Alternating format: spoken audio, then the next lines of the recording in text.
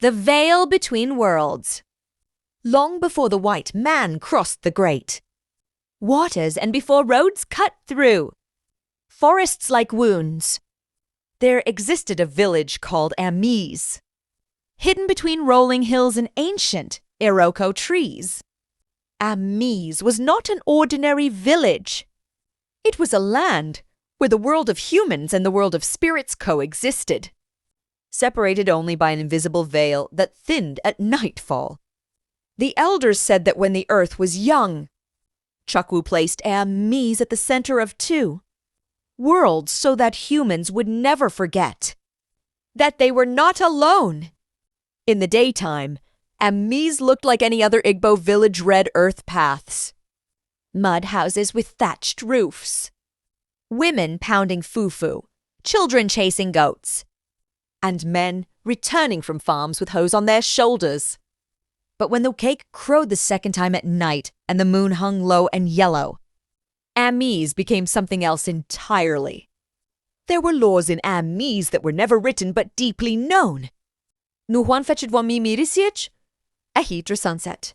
No one answered their name if called 3 times at night. No one whistled after dusk. And above all, no one followed footprints that appeared facing backward. For those footprints belonged to the spirits. The spirits of Amaeze were not always evil. Some were guardians, some were tricksters, and some were angry souls who never crossed fully into the spirit land. They lived among the humans sometimes as tall shadows, sometimes as animals with human eyes, sometimes as beautiful strangers whose reflections never appeared in water. The villagers had learned to live with them in cautious peace.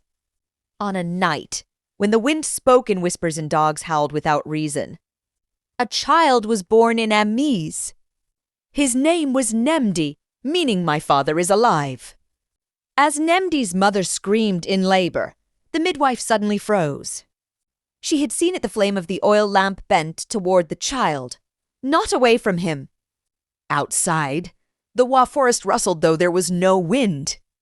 When Nemdi finally cried, the cry echoed twice, as though another unseen mouth repeated it. The midwife crossed herself with white chalk and whispered, "This child walks with 2 shadows." But the elders said nothing. Some destinies announced themselves only with time.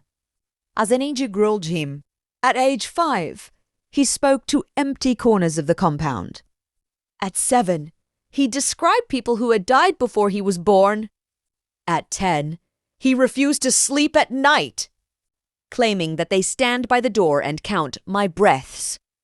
Once, his friend Obina disappeared while returning from the stream. The villagers searched for 3 days. On the 4th morning, Nemdi walked into the forest alone and returned with Obina, silent and shaking. When asked how he found him, Nemdi replied calmly, "He was not lost. He was invited." That night, the elders called a meeting. The oldest man in Amaeze, Esmigbeek, spoke with a trembling voice. He revealed a secret buried for generations.